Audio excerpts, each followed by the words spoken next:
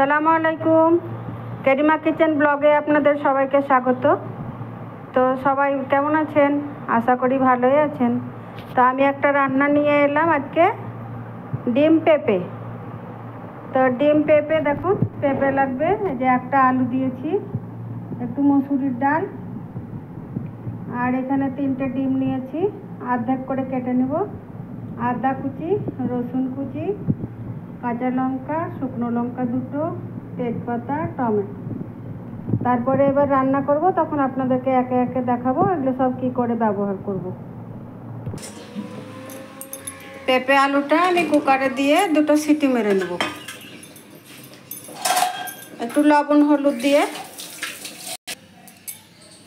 এই যে রেসিপিটার জন্য কড়াইয়ে তেল দিলাম, দিয়ে ডিমটা ভেজে তুলে নেব। এটা একটু গরম হোক। তেল গরম হয়ে গেছে, এবার ডিমটা দিয়ে দেব।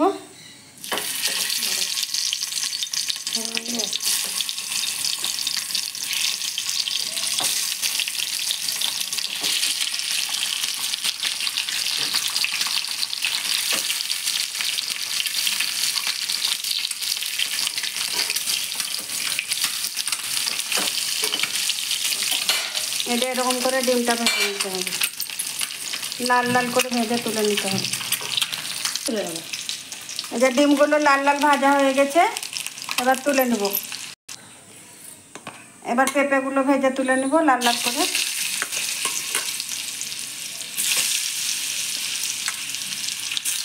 পেঁপেটা লালচে লালচে ভাজা হয়ে গেল। এটা রান্নার জন্য কড়াতে তেল দিলাম, তারপরে 2টো শুকনো লঙ্কা, তেজপাতা, একটু পাঁচফোড়ন,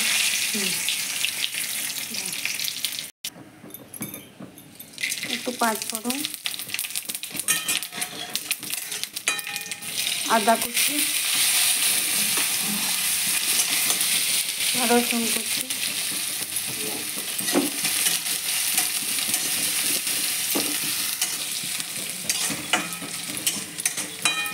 একটু পেঁয়াজ,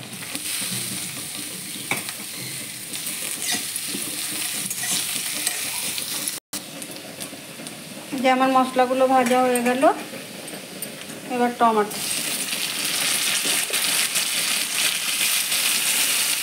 একটু লবণ, একটু হলুদ, এবার একটু কাশ্মীরি লঙ্কা গুঁড়ো। যে টমেটোটা গলে গেছে, এবার আমি একটু দিচ্ছি ধনে গুঁড়ো, একটু জিরে গুঁড়ো, আর একটা শাহি গরম মশলা। মশলাটা কষানো হয়ে গেছে, এবার আমি পেঁপেটা দিয়ে দিলাম।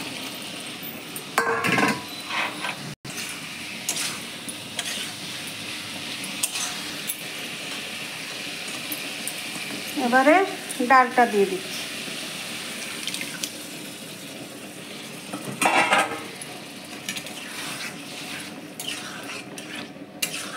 দেখুন কত সুন্দর হয়েছে।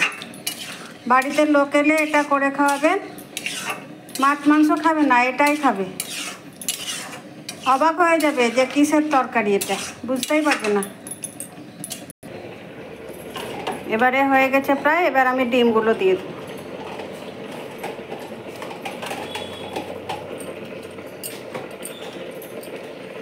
আর শেষে দেবো একটু চিনি,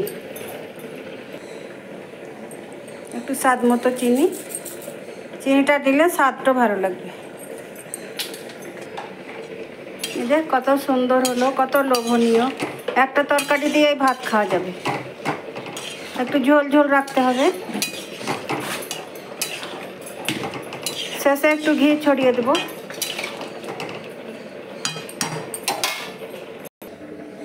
শেষে 1 চামচ ঘি দিয়ে দিলাম। দেখুন কত সুন্দর, কত লোভনীয়। দেখে মনে হচ্ছে এক্ষুনি খেয়ে নেব।